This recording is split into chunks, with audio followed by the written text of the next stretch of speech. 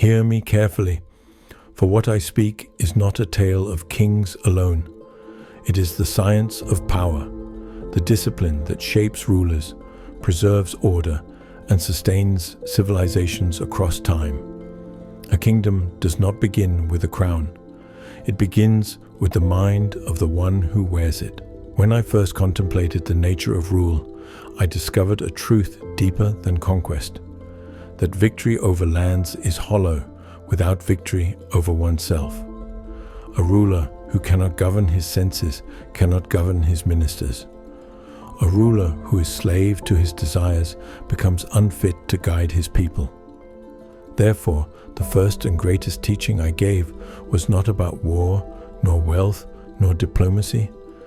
It was about discipline, the mastery of the self. The senses are like untamed horses, powerful yet restless, pulling the chariot of the mind toward distraction and ruin. Desire seeks pleasure without limit. Anger seeks destruction without thought. Greed seeks possession without satisfaction. Pride seeks elevation without wisdom. Attachment clouds judgment, and vanity blinds perception. These are the hidden enemies who dwell not beyond the palace gates, but within the heart of the ruler himself. Remember this: many kings have not fallen by the strike of swords, but by the chaos within their own minds.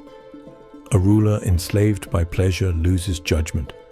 A ruler consumed by anger loses wisdom. A ruler blinded by pride loses his kingdom long before he loses his throne. Therefore I declare, the king must first become master of himself. He must rise before the sun, and before he commands his kingdom, he must command his thoughts. Study must be his first discipline, reflection his second, and restraint his constant companion. Knowledge is the lamp that reveals truth, but discipline is the oil that keeps that lamp burning through the darkness. Without discipline, knowledge becomes arrogance. Without knowledge, power becomes destruction. A ruler must be trained, not only in weapons and warfare, but in wisdom and understanding. He must study philosophy, for it teaches him the difference between illusion and reality. He must study economics, for prosperity is the lifeblood of the state. He must study law, for justice is the foundation of loyalty. He must study diplomacy, for wars are often decided long before armies meet. And above all, he must study human nature, for a kingdom is not built from land, but from the hearts of its people. No king rules alone. Even the mightiest sovereign requires the strength of wise counsel. Therefore, I taught that ministers must be chosen not by favor nor by flattery, but by character, intellect, and unwavering loyalty to the state, for a kingdom stands not upon one pillar, but upon many.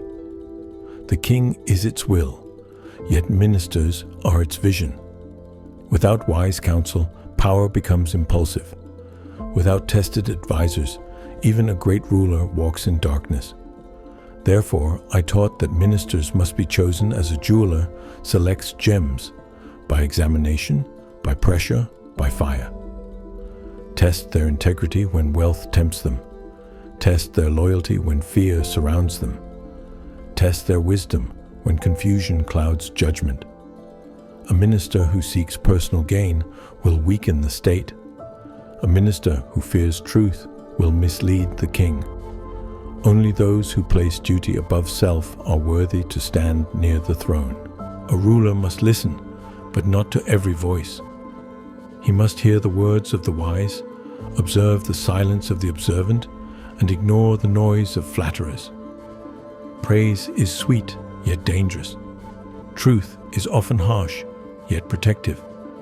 A king surrounded by pleasing words approaches ruin, but a king guided by honest counsel approaches stability. Yet wisdom in counsel is not enough. The ruler must live by order, for disorder in the king becomes disorder in the kingdom. I instructed that the day of a ruler must be governed by discipline, divided by purpose, and protected from distraction. Time is the unseen treasury of the state. When a ruler wastes time, he wastes strength. And when strength weakens, enemies awaken.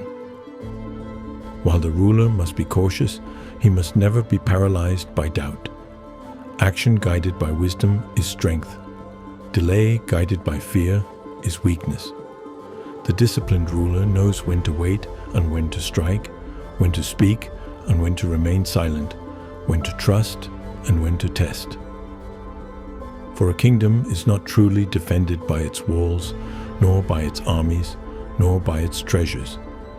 It is defended by the character of the one who governs it.